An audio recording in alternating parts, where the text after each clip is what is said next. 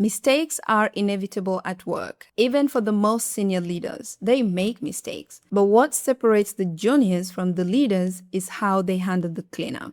When we mess up, we usually fall into one of the three traps. Trap 1, the excuse.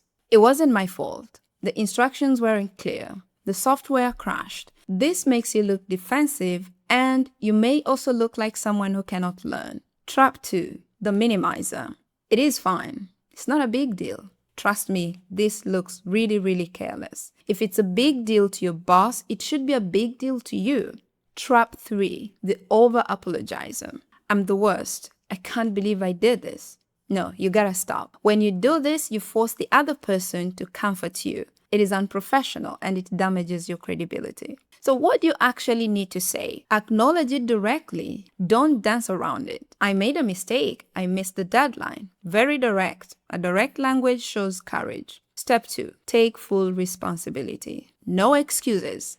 Even if the system was confusing, don't mention it yet. I take full responsibility. This was my error. This builds immediate trust. Step 3, explain the fix. So don't just say sorry. Show that you're doing something right now to fix it. For example, I've already corrected the file. Here is my plan to resolve this. Step 4, the prevention plan. This is the most important part. Why? Because it shows you've learned. To prevent this from happening in the future, I have updated my checklist. Now, let's look at the exact phrases. How can you phrase these? For a small error, probably a wrong file or a typo, I made an error in the report. I take full responsibility and I've also corrected it. Plus, I've also updated the version and attached it. Going forward, I've added a verification step to catch this before sending. 4 sentences, no excuses, just facts and solutions. For a missed deadline, I missed the deadline for the proposal and I take full responsibility. I know I should have flagged earlier that I was behind schedule. Well, it is complete now and ready for your review. Going forward, I'm setting milestone check-ins 2-3 days before any deadline so that I can communicate early. So this shows your manager that you understand the workflow, not just the task. Now, for the big mistakes. For example, a budget error or something that hits the team. This requires senior level accountability. I made an error in the budget that affected the team's planning, and I take full responsibility for this. I've recalculated everything and I've also prepared a corrected version. Also, I've scheduled time with each team member to walk them through the changes. Well, to prevent this, I'm implementing a peer review process for all budget documents.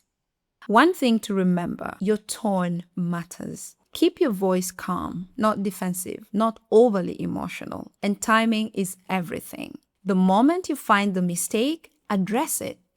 Don't hope nobody will notice. Trust me, they will notice eventually. So immediate action equals to immediate integrity. 3 quick scenarios. Scenario 1. A wrong document to a client. Oh, I am sorry, I made an error.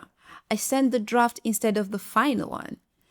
I apologize for this confusion, but the correct version has been attached.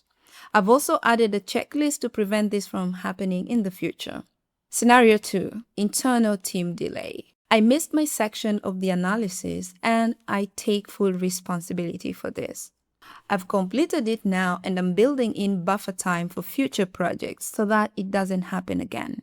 Scenario 3, presentation error. I need to correct an error from yesterday. I stated revenue was up 15%. The actual figure is 12. I've corrected it and I've also shared it with everyone who attended the meeting. So there you go. 4 steps of turning a mistake into a moment of trust. One question for you as always. Have you ever handled the mistake really well? Or did you do it badly? If you don't mind sharing, please leave it in the comment section. I would be very pleased to read them. If you want more videos like this, share and subscribe. In our next video, we're covering a big one, how to ask for a pay raise, the exact language that works. And I look forward to seeing you in the next video.